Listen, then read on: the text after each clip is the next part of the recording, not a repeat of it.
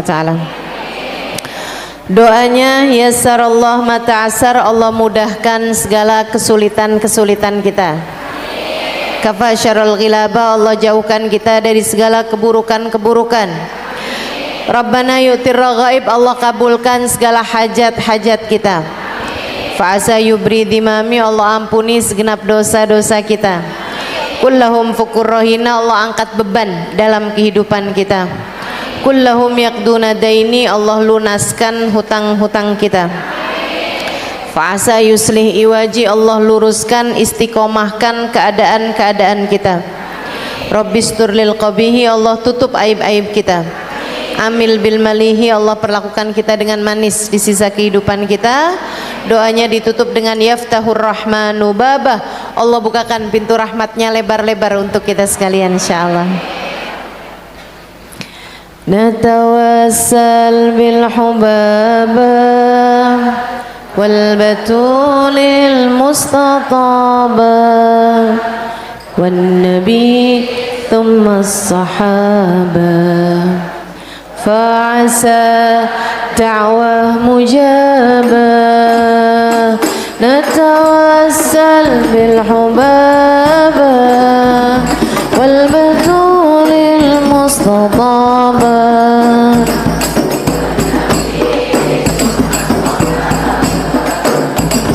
fa'asa da'wah mujabah. Assalamualaikum warahmatullahi wabarakatuh. Alhamdulillah, wassalatu wassalamu ala rasulillah Muhammad ibn Abdillah wa ala alihi wa sahbihi wa man wala. Subhanaka la ilma lana illa ma 'allamtana innaka antal alimul hakim. Rabbi shrah li sadri wa yassir li amri wahlul 'uqdatan min lisani yafqahu qawli, amma ba'du. Alhamdulillah, sama-sama kita hormati, kita muliakan segenap keluarga besar dari Majelis Ta'lim Khadijatul Kubra di bawah pimpinan Syarifah Intan Asgaf. Kita doakan Kak Intan beserta segenap keluarganya selalu dalam limpahan rahmat ridha Allah Subhanahu wa taala. Panjangkan umurnya, disehatkan badannya, dimudahkan urusannya, dimurahkan rizkinya, dikabulkan hajatnya, dijaga dunia dan akhiratnya, dibahagiakan hidup dunia dan akhiratnya, amin ya rabbal alamin. Para hubabah, para ustazah bil khusus Al-Mukarramah Umi Maimun Al-Haddad, Ustazah Khadijah Asgaf, Umi Nung dan juga Umi Lulu Mulakhela, serta Ustazah Suud Aidit, kita doakan semoga para ustadzah-ustadzah kita dijaga Allah Subhanahu wa taala, dilimpahi rahmat ridhonya Allah Subhanahu wa taala, dalam lindungan dan bimbingan Allah Subhanahu wa taala. Kita juga doakan Ustadzah Hasnah Al Munawwar yang sekarang sedang sakit, mudah-mudahan Allah Subhanahu wa taala angkat penyakitnya, Allah karuniakan kesehatan sehingga beliau masih akan tetap bersama-sama dengan kita insyaallah di dalam majelis-majelis kita, amin ya rabbal alamin. Para pimpinan majelis taklim, para pimpinan pondok pesantren, para ustadzah, para syarifah yang mudah-mudahan semuanya dalam lindungan dan bimbingan Allah Subhanahu wa taala, dalam rahmat ridha Allah Subhanahu wa taala. Tentu saja semua yang hadir di majelis ini, baik ibu-ibu, kakak-kakak, adik-adik, anak-anak, yang semoga semuanya disayang Allah, dibahagiakan Allah, dicintai Allah, disyafaati Rasulullah, diberkahi kehidupannya oleh Allah, diberkahi bulan Sya'bannya, disampaikan ketemu bulan suci Ramadan, dimudahkan puasanya, dimudahkan tarawihnya, diberi karunia untuk dapat memperbanyak membaca Al-Quran, perbanyak bersedekah, diraihkan Lailatul Qadar, diraihkan pandangan rahmatnya Allah, dikaruniai semua yang Allah Subhanahu wa taala turunkan pada bulan suci Ramadan nanti insyaallah, amin ya rabbal alamin. Sedikit sekalian, tinggal nunggu hari ya kita ketemu bulan suci Ramadan. bulan yang ditunggu-tunggu. Nabi tuh Bu nggak pernah minta doa panjang umur. Ini saya kasih tahu aja. Jadi kalau kamu doa minta panjang umur tuh sebenarnya bid'ah. Karena Nabi nggak minta panjang umur. Nabi itu cuman mintanya nyampe ke Ramadan. Gitu ya, kalau mau meninggal habis Ramadan nggak apa-apa deh gitu, kayaknya begitu. Jadi Nabi itu saudaraku sekalian tidak minta panjang umur kecuali kalau masuk bulan Rajab. Itu juga mintanya nggak panjang-panjang, cuman minta sampai ketemu bulan suci Ramadan. Nabi begitu masuk bulan Rajab, Allahumma barik lana fi Rajab, Allahumma barik lana fi Sya'ban, Allahumma balighna Ramadan. Itu doanya Nabi Muhammad sallallahu alaihi wasallam. Ya Allah, berkahi kami di bulan Rajab ini ya Allah. Nanti masuk bulan Sya'ban juga berkahi, sampaikan ya Allah. Panjangkan umur saya ya Allah sampai ketemu bulan suci Ramadan. Doa Nabi diijabah Bu. Nabi umurnya memang nggak panjang-panjang karena nggak minta umur panjang. Nabi 63 tahun meninggal dunia, yang dalam artian kalau di umur kita nih, kalau di umurnya pakai Januari Februari, Nabi itu meninggal usia 61 tahun. Karena dalam setiap 30 tahun ada perbedaan 1 tahun. Ya. Jadi ini kayak saya nih sekarang. Usia saya 18.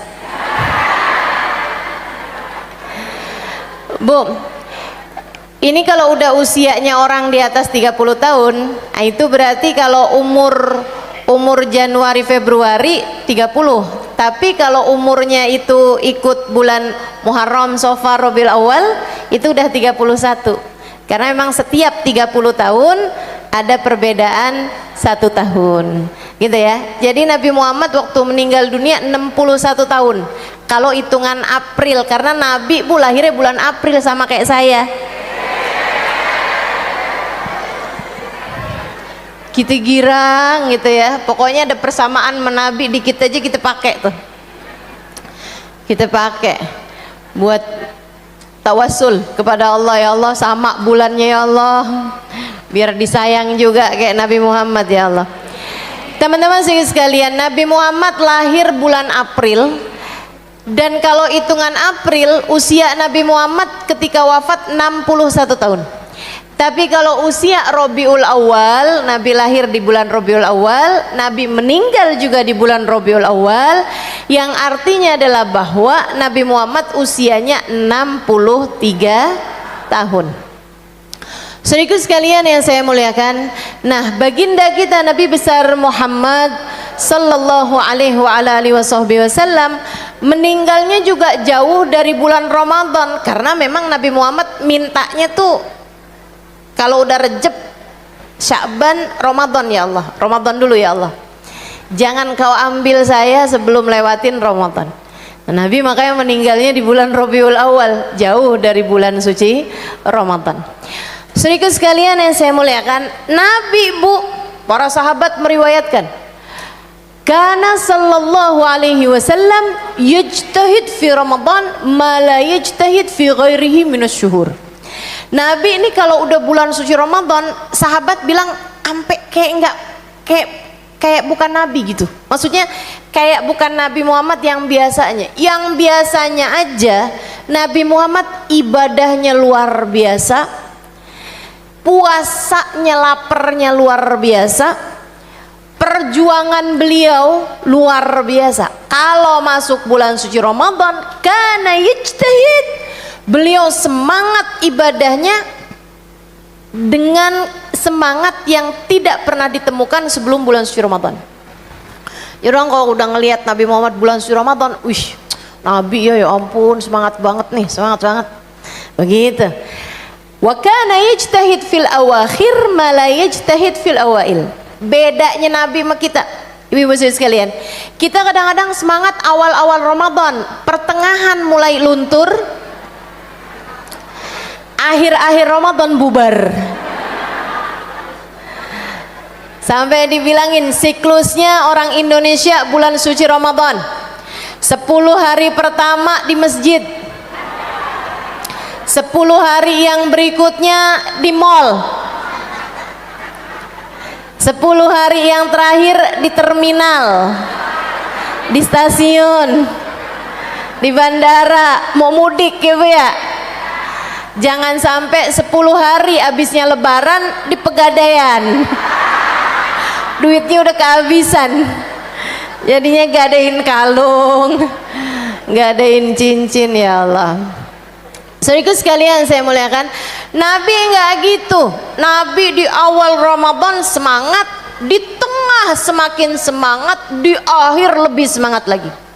Wa kana ya'takif, di 10 hari terakhir Bu, Nabi enggak pulang ke rumah. Nabi enggak pulang ke rumah. Kemana? Masjid. Nabi pulang ke rumah hanya untuk, mohon maaf, buang hajat, ganti baju, sesuatu yang tidak mungkin dikerjakan sama Nabi di masa itu di dalam masjid. Itu aja Nabi Muhammad pulang ke rumah. Sisanya beliau i'tikaf, tidak tidur kecuali karena ketiduran. Nggak modelan kayak kita, kalau puasa tidur aja kalau siang, kalau malam makan mulu.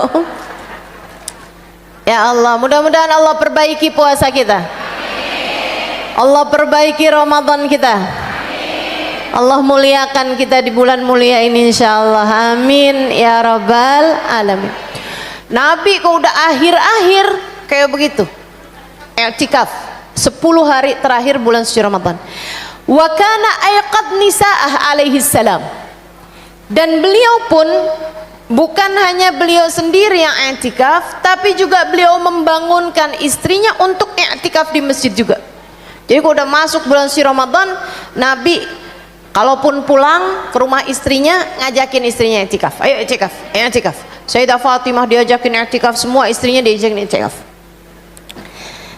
Ahlan, sahlan, Ustazah Anissa, tafadhali Ustazah. Tafadhali. Ibu-ibu siku sekalian yang saya muliakan, demikian Bu ibadahnya. Dan itu ibu-ibu sekalian saya masih dapetin, alhamdulillah masih dapetin orang-orang yang kalau bulan suci Ramadan saya ngelihatnya sampai nggak kayak orang Bu, sambil mikir nih tidurnya kapan, ini orang-orang kenapa ibadah mulu, ini yang senderan pas rokaat terakhir traweh mana dia nih orangnya. Kalau di Indonesia banyak. Ini nggak ada ibu-ibu sekalian. Di kota Tarim, Hadramut, Yaman, masa awal-awal saya ada di kota Tarim tahun 98, 99, 2000, itu ibu-ibu sekalian, benar-benar saya bergaul sama orang Tarim karena memang belum ada dan belum tinggal saya di Daruz Zahra, jadi saya bergaul sama warga masyarakat Tarim. Saya dibuat kaget-kaget sama mereka karena di bulan suci Ramadan saya ngelihat orang-orangnya mendadak jadi kayak bukan orang. Kayak apa Ustazah? Kayak malaikat Bu, kayak malaikat. Masya Allah, antara Quran, antara zikir, antara ibadah. Ibu-ibu sekalian, semuanya, bukan hanya ulama-ulamanya. Wah, kalau udah ulamanya kita nggak bisa ngomong deh tuh. Emang para ulamanya luar biasa. Bahkan Bu, ini saya ceritain. Saya tuh tinggal di sebuah rumah kontrakan. Bawahnya itu toko, bawahnya pertokoan, di atasnya itu rumah sewaan, di samping kamar saya persis itu masjid, Masjid Al-Bar. Masjid Bor orang sebutnya, Masjid Al-Bar. Ibu-ibu sekalian, nah itu kadang-kadang kalau sore-sore saya pulang ke rumah saya, suka ada cowok-cowok, remaja-remaja tanggung, ya umur-umur anak-anak SMA lah kalau di kita ya, 18 tahun, 19 tahun gitu, 17 tahun gitu, pada nongkrong di depan toko. Anak-anak begituan, pada nongkrong depan toko, godain temennya. Depannya itu kayak semacam lapangan gitu sambil ngeliatin apa, ngomentarin apa gitu. Mereka nggak pernah sih godain saya, nggak pernah. Mereka tuh dianggap aib gitu kayaknya kalau godain perempuan. Jadi mereka kalau misalnya saya lewat-lewat gitu kayak nggak lihat aja gitu. Tapi Bu, begitu masuk bulan suci Ramadan nggak ada tuh anak-anak yang nongkrong-nongkrong tuh nggak ada. Ibu-ibu sih sekalian, gantinya karena saya itu kamar saya sebelahan persis sama masjid. Tiap malam tuh saya kedengeran suaranya orang tadarus Al-Quran. Satu hari abang saya ini cerita, dia bilang begini nih, kamu tahu nggak Im, anak-anak preman-preman, bukan preman sih, anak-anak muda yang suka nongkrong-nongkrong di depan tuh. Oh iya, saya bilang, sekarang tuh kan nggak pernah nongkrong. Iya tuh, pada kemana tuh anak-anak? Ikutan pesantren kilat bagaimana nih? Ramadan kan biasanya suka di kita ada gitu kan ya. Dia bilang enggak, itu yang kamu dengerin kalau malam baca Quran, itu mereka. Kamu tahu mereka baca setiap malamnya habis taraweh 10 juz Al-Quran. Itu anak-anak mudanya. Anak-anak tukang nongkrongnya 10 juz Al-Quran tiap malam, Bu. Saya ketika ngelihat ibadah mereka di bulan suci Ramadan sambil mikir, ya ampun, yang kayak saya kalau masuk surga di emperan kali ya. Memaknai Ramadan, faham betul apa itu bulan suci Ramadan. Yang katanya Nabi Muhammad sallallahu alaihi wasallam,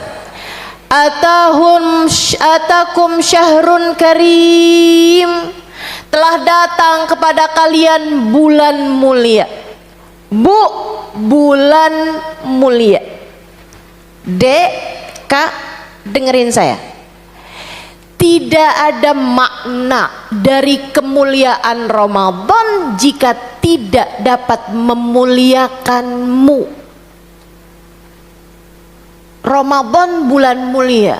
Apa arti kemuliaan Ramadan bagimu jika Ramadan tidak dapat memuliakanmu?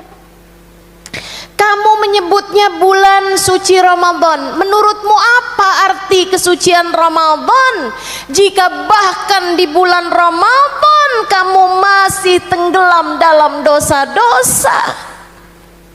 Apa arti kesucian Ramadan jika Ramadan tidak dapat mensucikan kita? Maka mari memaknai bulan suci Ramadan sebagai sebuah hadiah indah yang Allah Subhanahu wa taala karuniakan dalam kehidupan kita. Mari belajar menghormati Ramadan. Mari pelit sama waktu-waktunya Ramadan. Mari menjadi hamba Allah yang penting, yang menjadwalkan waktu di bulan suci Ramadan. Ibu lihat gak? Orang tubuh semakin penting, jadwalnya semakin padat. Betul gak? Ibu liatin deh. Ibu kalau lihat tuh pimpinan perusahaan, Bu, jam sekian meeting, kan begitu tuh. Jam sekian ada jadwal makan siang sama siapa, jam sekian begini, jam sekian begini. Sampai dari padat waktunya, Bu, dia nggak bisa ngatur jadwalnya sendiri. Ada orang lain yang ngaturin. Ada sekretaris yang ngaturin. Ibu punya sekretaris? Orang, Bu, semakin penting, semakin pelit sama waktu yang dia punya. Semakin berharga waktu-waktunya. Kita kalau nggak bisa bikin sepanjang tahun kita kayak begitu, sekurangnya bulan ini adalah bulan penting. Bulan Ramadan bulan penting untukmu. Bulan Ramadan bulan Allah menganggap penting hamba-hambanya. Gimana enggak? Nabi Muhammad sallallahu alaihi wasallam menyampaikan, dengerin ucapannya Nabi Muhammad. Ibu-ibu sekalian, obat buat kita sekalian, biar kita ngerti kehidupan. Katanya baginda kita Nabi besar Muhammad sallallahu alaihi wa ala alihi wa sahbihi wasallam, Ibu-ibu siku sekalian yang saya muliakan, Ramadan ila Ramadan kafarah lima bainahuma. Dari bulan suci Ramadan ke bulan suci Ramadan berikutnya ngapusin dosa di antara tengah-tengahnya. Ini bulan penting buat hubungan antaramu dengan Allah Subhanahu wa taala. Kalau kamu bener di bulan Ramadan tersebut, bisa ngebenerin 11 bulan yang sebelumnya, bisa jadi penggugur dosa buat 11 bulan yang sebelumnya. Ibu-ibu siku sekalian yang saya muliakan, Nabi Muhammad menyampaikan, man sama Ramadan wa qamahu imanan wa ihtisaban ghufira lahu ma taqaddam min dzambi. Kata Nabi, siapa yang puasa Ramadan dan tarawihnya dengan benar bagus, beriman kepada Allah, tidak mengharapkan balasan kecuali dari Allah Subhanahu wa taala, maka dia akan keluar dari bulan suci Ramadan dalam keadaan telah terampuni dari seluruh dosa-dosanya. Bu, ngapusin dosa bukan cuman 11 bulan, tapi bahkan bisa jadi dosamu seumur hidup. Kehapusan sama Ramadan 1 bulan. Bahkan Nabi Muhammad menyampaikan lagi dalam hadis yang lain, kharaj min dunubihi kayaum waladathu ummuh. Kalau bagus Ramadanmu, kata Nabi, malamnya tarawihnya bagus, ibadah malamnya bagus, siangnya puasanya bagus, jalanin waktunya dengan bagus, katanya baginda kita Nabi besar Muhammad sallallahu alaihi wasallam, keluar dari bulan Ramadan jadi kayak bayi yang baru dilahirkan dari rahim ibunya, suci, bersih. Allah menganggapmu fitrah, kembali kepada fitrah. Bukan hanya diampuni dosa-dosa, tapi telah menjadi hamba yang seutuhnya suci. Hatinya bersih, jiwanya bagus, jadi kayak bayi lagi, Bu. Kurang penting apa nih bulan? Kurang penting apa ini bulan? Ibu-ibu siku sekalian yang saya muliakan, bahkan Bu, saya kalau liatin hadisnya Nabi Muhammad SAW, saya ngeliat bulan Ramadan nih jadi bulan yang paling pantas buat kita cari muka di hadapan Allah. Bu, 11 bulan saya banyak cari mukanya di hadapan manusia. Cari muka di hadapanmu. Kalau mau hadir majelis, dandan dulu. Walaupun antara dandan sama enggak dandan, Bu, naiknya cuma dikit doang. Kalau enggak dandan 6,3. Kalau dandan ya 6,5 kali dah. Dikit naiknya. Tapi saya kerjain juga tuh. Saya nggak akan hadir majelis belum mandi. Mandi dulu loh ini, Bu. Ibu-ibu siku sekalian yang saya muliakan, saya pikirin apa yang mau saya sampaikan. Saudariku sekalian yang saya muliakan, saya cari muka di hadapan suami saya, biar dia nggak marah, biar dia tetap ridho. Mudah-mudahan, amin. Aminin apa, Bu?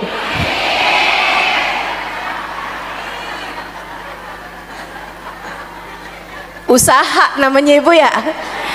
Saya cari muka di hadapan keluarga, saudara, sahabat, teman, semua umat. Walaupun mudah-mudahan semoga diterima niatnya, ujung-ujungnya lillahi ta'ala, mudah-mudahan. Tapi ibu-ibu sekalian, bulan Ramadan, bulan yang secara khusus jadi bulan cari muka antara kita sama Allah. Kenapa? Dengerin hadisnya Nabi Muhammad. Qala Rasulullah, berkata Nabi kita Muhammad sallallahu alaihi wasallam, kullu amal ibni Adam lahu illa as-saum Qala Allah Ta'ala fa innahu li wa ana ajzi bih. Kullu amal ibni Adam lahu illa as-saum. Qala Allah Ta'ala fi as-saumu li wa ana ajzi bih. Semua amal perbuatan umat manusia, kata Nabi Muhammad, amal kita nih Bu nih, semuanya buat kita sendiri, buat kita sendiri, kecuali puasa. Allah Subhanahu wa Ta'ala berfirman terhadap puasa, puasa kalian untukku, akulah sendiri yang akan memberikan balasannya. Jadi Bu, amal umat manusia ini dihadapkan di hadapan Allah. Keterangan guru saya Sayyidil Habib Umar bin Hafid, amal ibadah kita nih, zikir, Quran, ngajar, belajar. Amal ibadah kita nih Bu nih, sholat sunnah, sedekah, zakat, nutup aurat, bakti sama orang tua, khusyuk, tawakal, sabar, semua amal ibadah kita dihadapkan di hadapan Allah Subhanahu wa Ta'ala. Allah kemudian mengatakan, semua amal ibadah kalian untuk kalian. Kata Allah, aku hanya akan mengambil dari kalian puasa kalian. Puasa kalian untukku, aku sendiri yang akan memberikan balasannya. Aku sendiri yang akan jadi jurinya.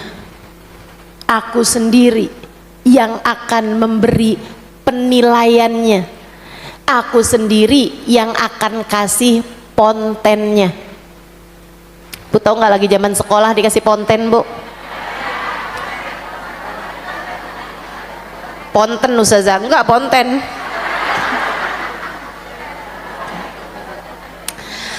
Saudaraku sekalian yang saya muliakan, jadi nih kembali keterangan Sayyidil Habib Umar bin Hafid.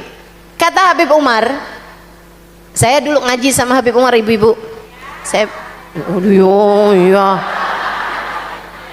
iya, saya cuma ngasih tahu doang, barangkali ada yang nggak tahu. Ibu-ibu saudaraku sekalian yang saya muliakan, karena kan hal-hal yang semacam ini perlu dalil Bu, makanya saya kasih tahu, bukan mau nyombong, bukan mau cari muka, bukan. Biar kamu lebih percaya, karena hal yang semacam ini kan hal-hal yang perlu dalil. Ibu-ibu sekalian saya muliakan, Habib Umar bin Hafid mengatakan, beliau bilang, semua amal ibadah kita, malaikat tubuh tahu ngasih penilaiannya. Nih dengerin, kalau kamu sholat, malaikat siap-siap nulis sholatmu. Kalau di saat niat khusyuk, niatnya sekian, enggak khusyuk sekian. Baca Fatihah khusyuk sekian, enggak khusyuk sekian, tuh ada masing-masing Bu. Bahkan cuman Fatihah gitu aja bukan, enggak tuh Bu, tiap ayatnya khusyuk apa ngelambiar, bacanya bener apa enggak, sesuai tajwidnya apa enggak, hadir hatinya apa enggak, semua ada penilaiannya. Malaikat udah punya hitung-hitungannya masing-masing, enggak akan ada yang keliru. Wahum la yufarritun, kata Allah Subhanahu wa Ta'ala, malaikat enggak ada ceritanya keliru. Ibu-ibu sekalian saya muliakan, semua amal ibadah kita sedekah, bahkan kita haji, kita umroh, malaikat udah punya hitung-hitungan pahalanya Bu. Kalau khusyuk berapa, kalau nggak khusyuk berapa, kalau ikhlas berapa, kalau nggak ikhlas berapa, ataukah habis pahalanya, semua ada nilainya semuanya. Malaikat tahu penilaiannya, illa shaum, kecuali puasa. Jadi nih, masuk bulan suci Ramadan, malaikat cuma nulis Halimah puasa, Khadijah puasa, cuma nulis gitu doang. Intan puasa. Ibu-ibu sekalian, cuma ditulis puasa doang. Berapa nilainya? Berapa nilai puasa kita tuh hari? Ibarat nilai puasa paling besarnya 1000, paling kecilnya 0 misalnya. Nah itu kamu di rate berapa tuh pahalanya? Malaikat nggak tahu. Siapa yang tahu? Allah langsung yang akan memberikan penilaiannya. Itu sebabnya saya bilangin kamu, bulan suci Ramadan, bulanmu cari muka di hadapan Allah Subhanahu wa Ta'ala. Kalau bahkan di bulan suci Ramadan kamu menjadi seperti dirimu yang biasanya, bulan mana lagi yang akan jadi bulan perbaikan antaramu dengan Allah Subhanahu wa Ta'ala? Sayyidil Habib Abdullah bin Alawi Al-Haddad dalam kitabnya, kalau nggak salah Nasaih Diniyah ya, atau Risalah Muawanah, wallahu alam, ibu-ibu sekalian, beliau mengatakan, anggap gini deh, kata beliau, ini kan Allah yang ngasih waktu sama kita. Waktu kamu hidup di dunia kan dari Allah, tapi dari 24 jam waktumu Allah nggak minta semuanya. Allah cuman minta 5 waktu buat kamu mengerjakan sholat fardu: subuh, duhur, asar, maghrib, isya. Yang kalau kamu bagus ngerjainnya, Allah akan jadikan sholatmu 5 ini sebagai penghapusan dosa dari waktu-waktu yang lainnya. Beliau bilang lagi, dalam 1 minggu Allah kasih 7 hari. Allah nggak mau ambil semuanya, Allah cuma ambil Jumatnya. Jadikan Jumatmu untuk Allah, kata Habib Abdullah Al-Haddad. Kemudian beliau bilang lagi, dalam sepanjang tahun 12 bulan Allah kasih. Yang Jumat tadi kata Nabi Muhammad, al-jum'ah ilal jum'ah kafarah lima bainahuma majtunibatil kabair. Dari Jumat ke Jumat berikutnya bisa ngapusin dosa dalam seminggu jika kamu bagus melaksanakan sholat Jumatnya. Ada baca sholawat, ada baca surat Al-Kahfi nih hari Jumat nih, saya ingatkan kembali. Saudaraku sekalian yang saya muliakan, nanti ba'da asar baca sholawatnya Sayyidah Fatimah, Allahumma salli ala Sayyidina Muhammadin abdika wa rasulikan nabiyil ummi wa ala alihi wa sahbihi wa sallim taslima sebanyak 80 kali. Saudaraku sekalian yang saya muliakan, kemudian kata beliau lagi, dalam sepanjang tahun ada 12 bulan Allah kasih buat kita 12 bulan. Allah seolah berkata, ambil 11 bulannya buat kalian, aku cuma mau dari kalian bulan suci Ramadan, jadikan itu sebagai bulan antaramu denganku. 11 bulan buat kamu dah. Yang 1 bulan nih, bulan suci Ramadan, antaramu denganku, kata Allah. Aku mau lihat kamu. Makanya Bu, itu sebabnya orang kalau Ramadannya bener 11 bulannya, 11 bulan sesudahnya bener, dan ngapusin dosa 11 bulan yang sebelumnya. Dan orang kalau Ramadannya berantakan di sepanjang tahunnya. Dan orang kalau sepanjang tahunnya berantakan pula lah hidupnya.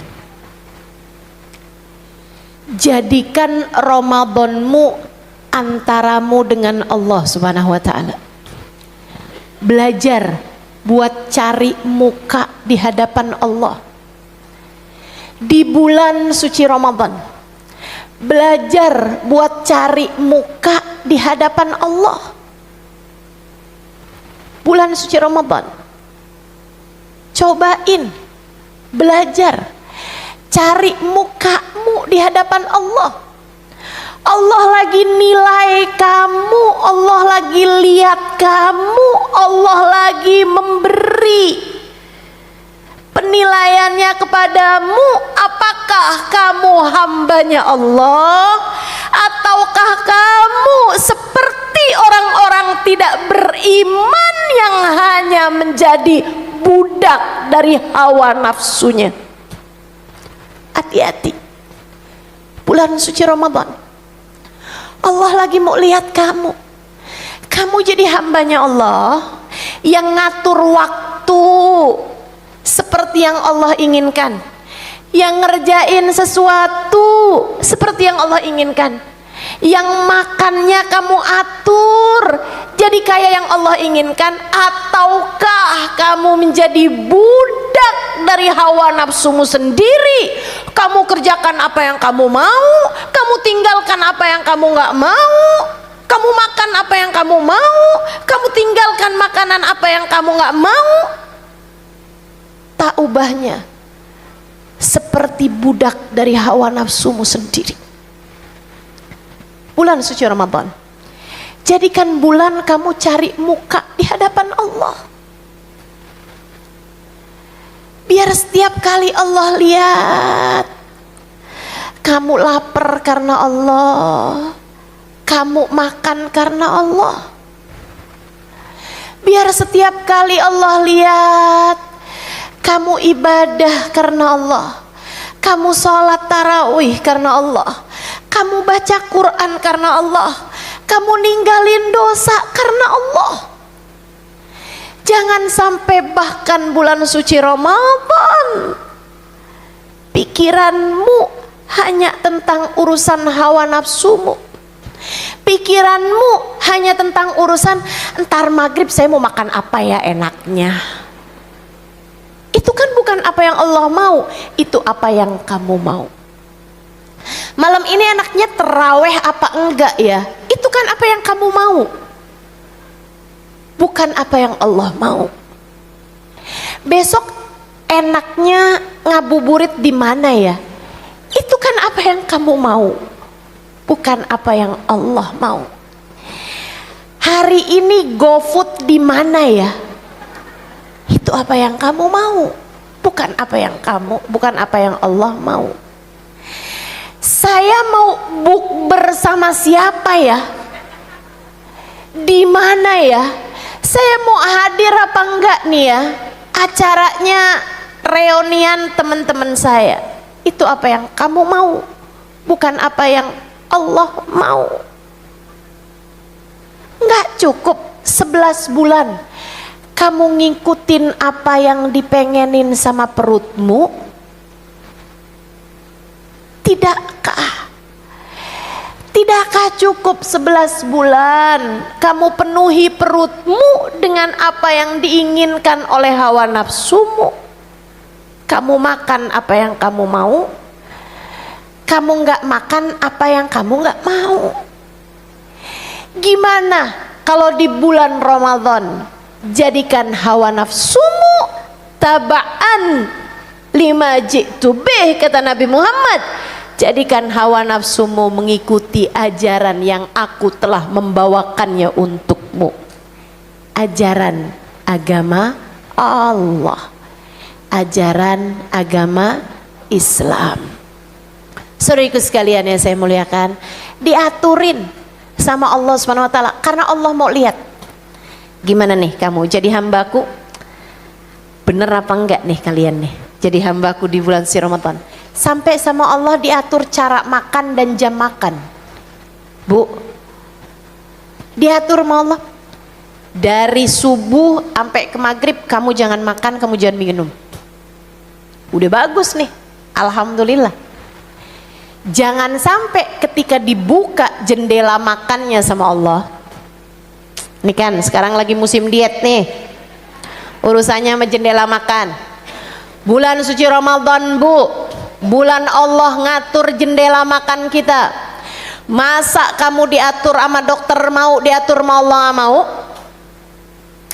Ayo sekalian, biar Allah yang ngatur jendela makanmu. Ikutan sama cara makannya baginda Nabi besar Muhammad di saat berbuka puasa nih, Bu nih.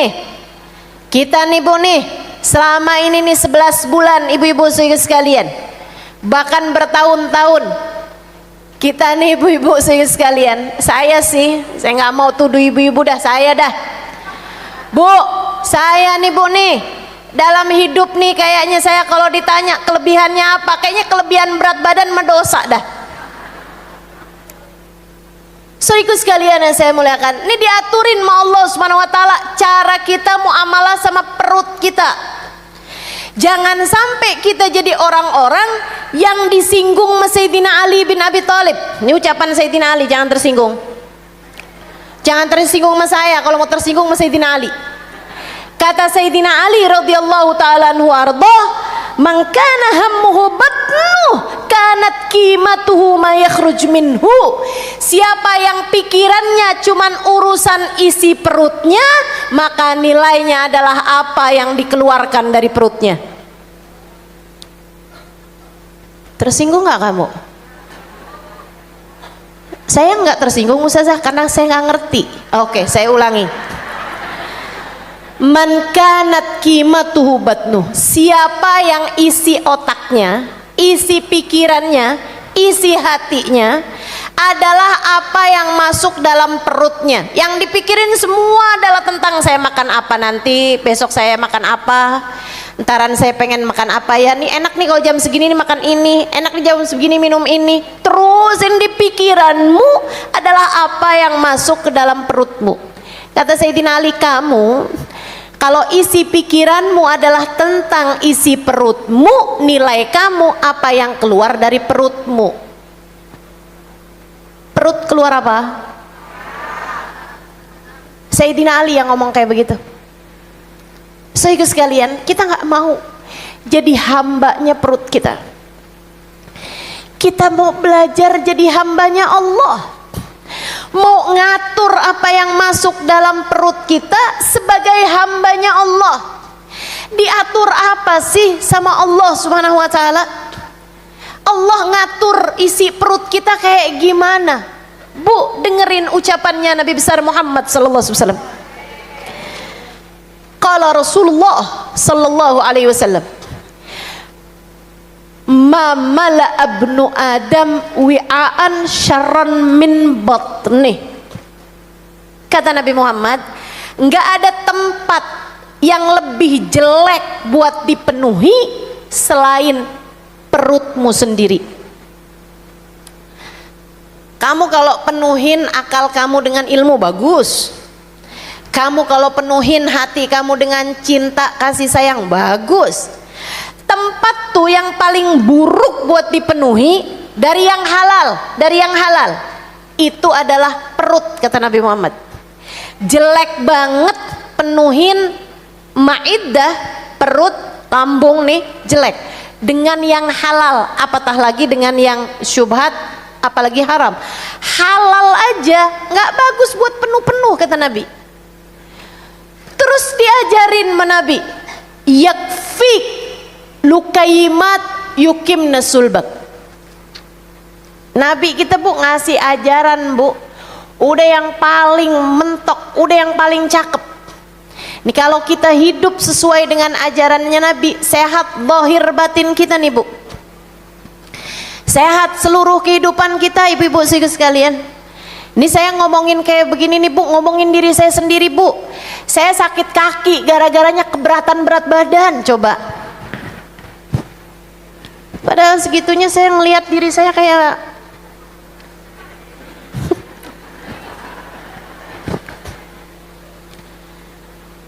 luar biasa, benar kan?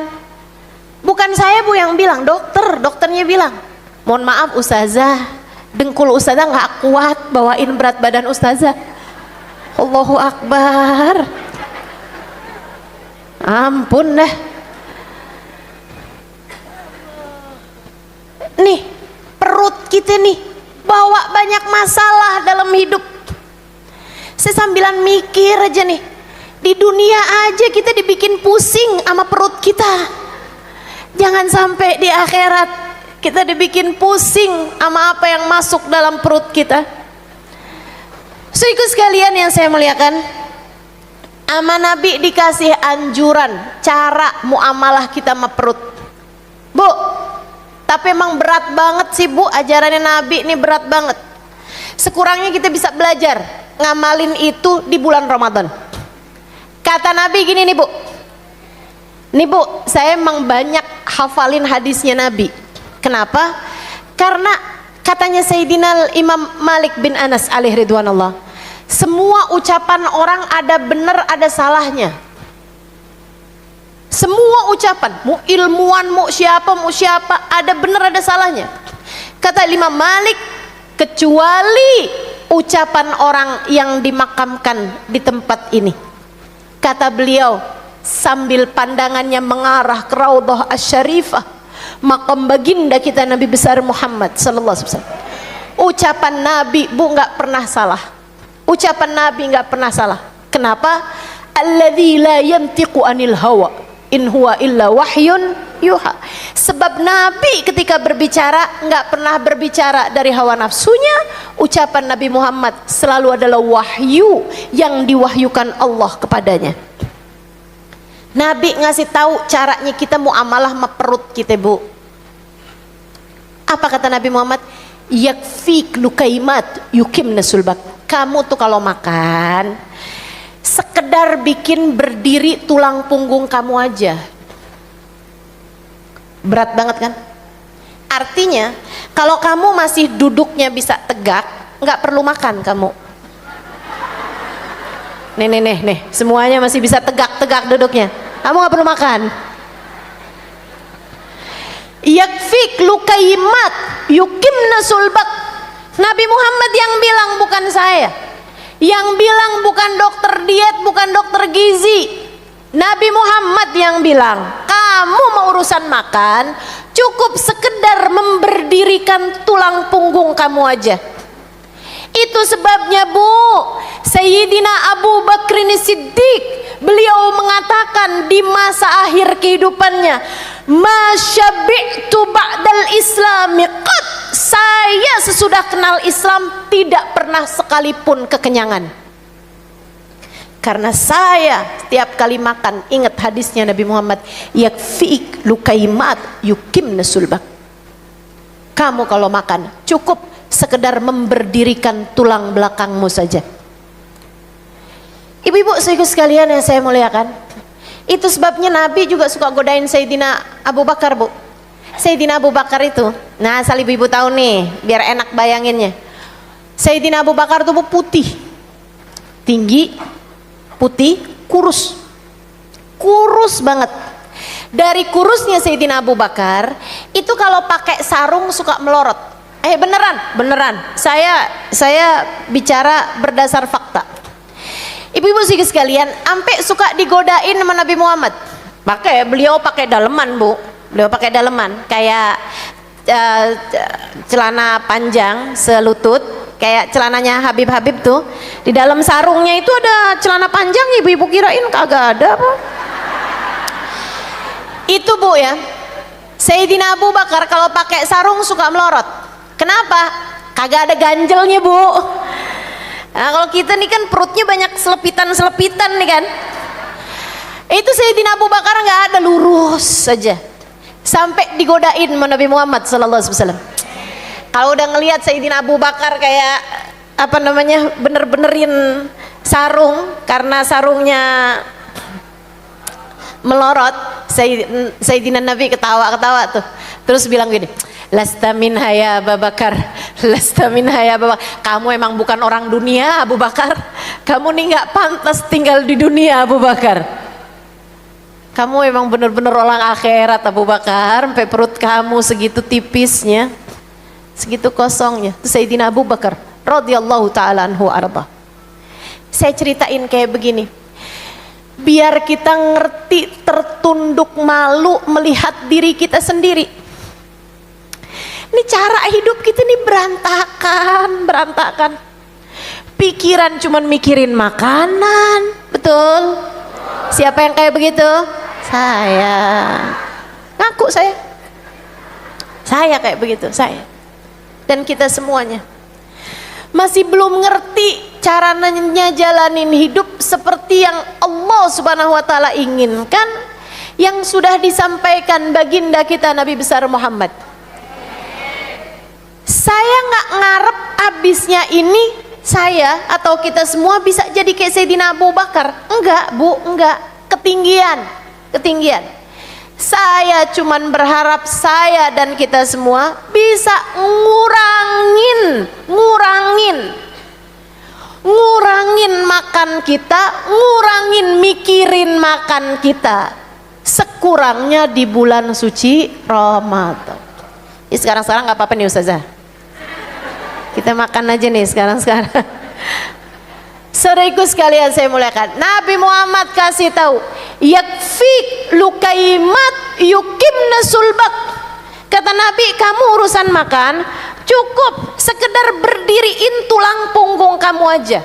Kalau kamu udah berdiri tulang punggungnya, kamu gak perlu makan. Allah.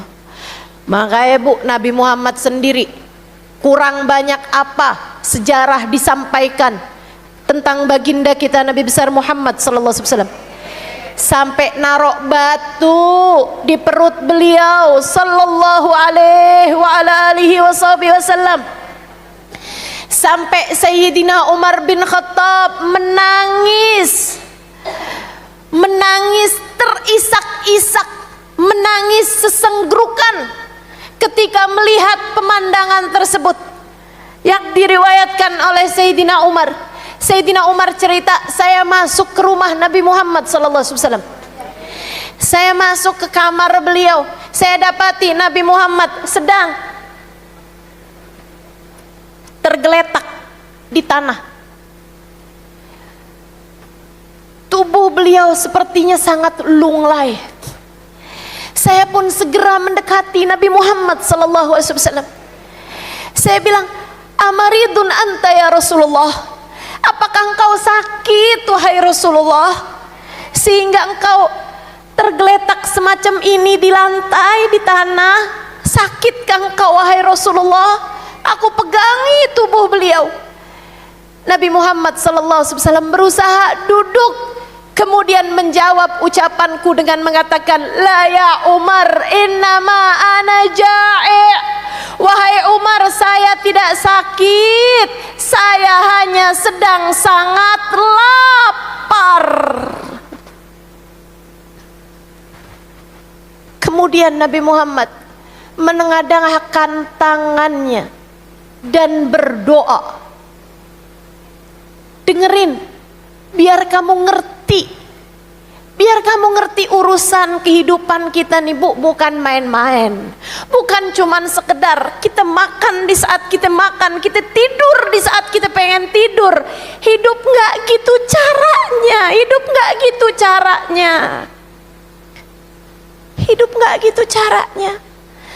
Nabi Muhammad dalam laparnya beliau mengangkat tangannya dan berdoa, "Ya Allah, jadikanlah laparnya Muhammad sebagai penggugur dosa atas umat Muhammad. Ya Allah, jadikan laparnya Muhammad sebagai penggugur dosa atas umat Muhammad sallallahu alaihi wa alihi wasallam." Karena Nabi tahu lapar tuh gugurin dosa.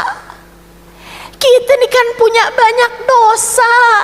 Kita pantas banget buat melapar-laparkan diri kita sekurangnya di bulan puasa. Yakfik lukaimat yukimna sulbak. Cukup asupan sedikit, cukup suapan-suapan sedikit, sekedar memberdirikan tulang punggungmu. Gak kuat kita Rasul, kalau caranya mesti kayak gitu hidup nih, gak kuat kita Rasul. Sama Nabi dikasih Bu yang lebih rendah lagi, yang lebih rendah lagi. Ini buat kita nih. Kalau yang atas tadi nih saya rasa buat orang-orang soleh, buat para wali-walinya Allah subhanahu wa ta'ala. Ibu-ibu saudaraku sekalian, ini sekedar cerita ya Bu ya. Ada tahun kapan saat Habibana Zain bin Smith datang ke Indonesia. Beliau sakit perutnya. Beliau sakit sampai akhirnya beliau dibawa ke rumah sakit untuk di UGD, USG perutnya. Ibu-ibu saudaraku sekalian, dokternya cerita. Dokternya bilang, ini yang cerita yang mendampingi Habibana Zain, yang kebetulan adalah suami saya saat itu. biar akurat, ya kan, disampaikan datanya. Ibu sekalian, dokternya bilang, abisnya di USG nih, Habib Zain, dia bilang begini, subhanallah, subhanallah, tubuh hamba tercinta di sisi Allah. Dokter USG aja bu, tasbih mulu, ingat Allah juga bu, sekedar USG-in orang soleh, sekedar USG-in wali tuh, USG aja sampai bolak-balik tasbih, bolak-balik zikir. Dibilang subhanallah, subhanallah, subhanallah. Ditanya, kenapa gitu Pak Dokter? Kok kayak takjub banget? Dia bilang, baru ini saya lihat orang umur 70 tahun, ukuran lambungnya anak seusia 7 tahun.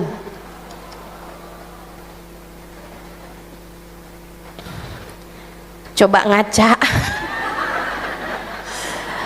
Allahu Akbar, lambung kita ukurannya udah melar kemana-mana.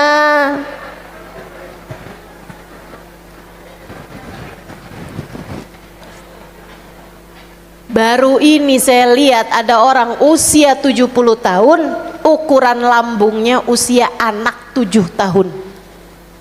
Kata dokternya, ini kenapa Habib Zain sampai jadi sakit? Karena ukuran lambungnya dipaksa sama orang Indonesia buat makan lebih dari yang biasanya. Kita nih emang ngerusak nih bu nih. Waliullah aja kita rusak nih ya. Orang udah bagus-bagus nih jagain lambung, sama orang Indonesia dipaksain makan. Ayo bib, nih makanan saya bib, istri saya yang udah masak nih bib. Nah mereka orang-orang yang ikutin hadisnya Nabi, idkhalus surur ala qalbi akhikal muslim. Nabi ketika ditanya amal ibadah apa Rasul yang paling bagus, nyenengin hati orang Islam. Akhirnya Habib Zain makan. Ini tapi suka dijadiin, hadisnya suka dijadiin salah-salah sama kita nih. Kita makan di restoran aja kita habisin, ngambil banyak-banyak kita habisin biar ngelegain yang udah masak sian. Makanannya anak kayak kita makan ya bu ya. Habis nyuapin cucu nggak habis, siapa yang makan? Kita yang makan. Masya Allah, ahli sayang ahli syukur. Sayang kalau nggak dimakan ustazah, mubazir kan temennya setan. Akhirnya makannya banyak-banyak. Ama Nabi dikasih anjuran yang lebih ringan. Jadi kalau buat hamba-hamba terkasih di sisi Allah nih, kayak Habibana Zain, bisa tuh bu ngamalin yakfik lukaimat yukimna sulbat. Cukup makanan cukup sekedar bikin berdiri tulang punggung aja. Tapi karena kita nggak kuat, minta ajaran yang lebih ringan lagi ya Rasulullah. Fa in kana falabud fathuluthun li ta'amik wa thuluthun li syarabik wa thuluthun li nafasik. Kata Nabi Muhammad nih, ini biar bisa kita praktekin bulan suci Ramadan bu, udah deket ya bu ya, biar diinget-inget nih ajaran saya. Ibu jangan kebanyakan scroll GoFood, akhirnya nafsu selera makannya jadi tinggi. Ibu jangan kebanyakan ngeliatin resep masakan, hari ini mau nyoba yang mana, besok nyoba yang mana, jangan. Dan juga jangan kebanyakan ngabuburit ngeliatin orang jualan bawaan, pengen semuanya bu. Betul.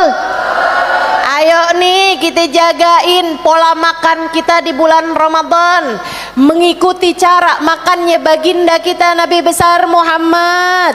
Kata Nabi Muhammad, fa in kana falabud, kamu kalau harus makan fathuluthun li tamik wa thuluthun li syarabik wa thuluthun li nafasik. Sepertiga buat makan, sepertiga buat minum, sepertiga buat saluran nafas. Lambungmu jangan dipenuh-penuhin.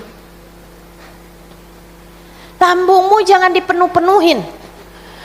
Ustazah perasaan kayak belum penuh dah ustazah. Itu masalah kita tuh di bulan puasa. Kayak sepertiga ustazah, sepertiga nasi, sepertiga gorengan, sepertiga kolak, sepertiga es campur sepertiga. Wah Allah, itu mah bukan sepertiga jatuhnya Bu, kepenuhan. Ampe baca Quran saat sholatnya tuh ampe nafasnya pendek-pendek, betul. Bismillahirrahmanirrahim, ampe kayak begitu.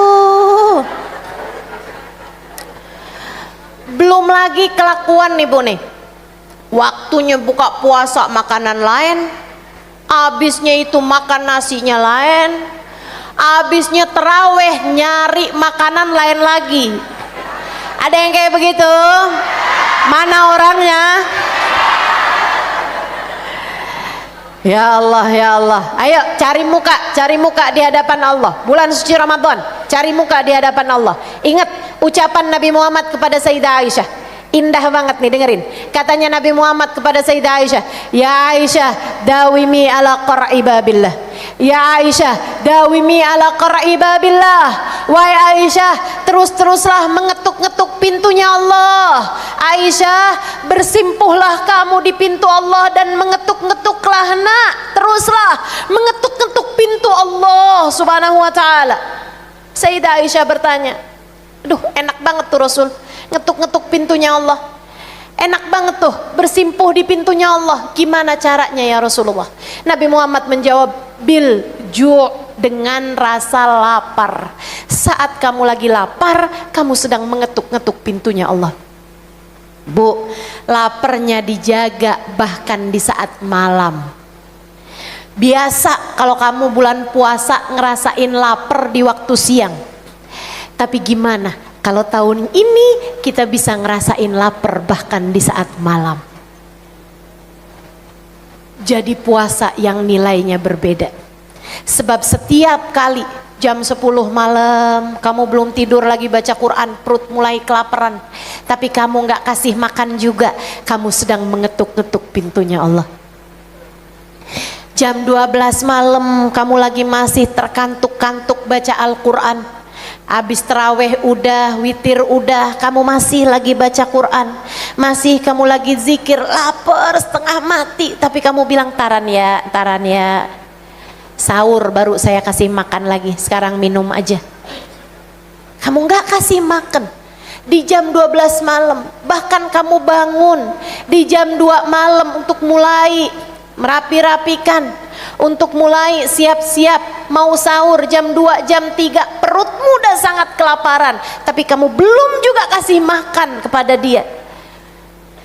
Kamu sedang mengetuk-ngetuk pintunya Allah. Bahkan saat sahur kamu sudah berhenti makan sebelum kenyang. Saat itulah kamu sedang sungguh-sungguh cari muka di hadapan Allah. Ramadan, jadikan bulan yang semacam itu. Jadikan sepanjang bulanmu di bulan suci Ramadan tidak mengikuti hawa nafsumu terhadap makanan. Jangan kasih apa yang kamu mau. Hari ini kayaknya enaknya es teh manis, oh nggak pakai kopi aja. Kamu tahan selera makanmu karena kamu mau makanmu karena Allah. Kamu mau laparmu karena Allah, makanmu karena Allah. Bu, waktunya buka. Antara lapar sama haus gedean mana? Haus. Saya tahu. Pengennya nih Bu nih es teh manis, ya Bu ya. Pengennya nih kayak yang glok gitu. Pengennya. Tapi subhanallah, sama Nabi Muhammad dikasih aturan biar kamu bisa makan sesuai dengan aturan Allah. Kayak gimana tuh? Kurma. Ya Allah Bu, seret. Iya kan? Siapa di antara kita yang nafsu sama kurma di saat puasa? Nggak ada. Nafsunya kita tuh sama es buah. Betul? Sop buah nafsunya kita. Tapi sama Nabi, jangan ikuti nafsumu, ikuti maunya Allah. Ambil kurma, bismillahirrahmanirrahim, kamu makan, kamu kunyah. Kurma kan nggak bisa ditelen. Kunyah. Satu nih, pengen minum ustazah, jangan kurma lagi. kurma 2. Udah haus nih Ustaz, kurma lagi satu lagi. 3 kurma. Habis 3 kurma baru air. Habis air baru alhamdulillahirabbil alamin. Allahumma lakasumtu wa bika amantu wa ala rizkika aftartu birahmatika ya arhamar rahimin. Ya Allah, karenamu aku telah berpuasa, dengan rizkimu aku telah berbuka. Aku beriman padamu dan dengan rizkimu aku telah berbuka.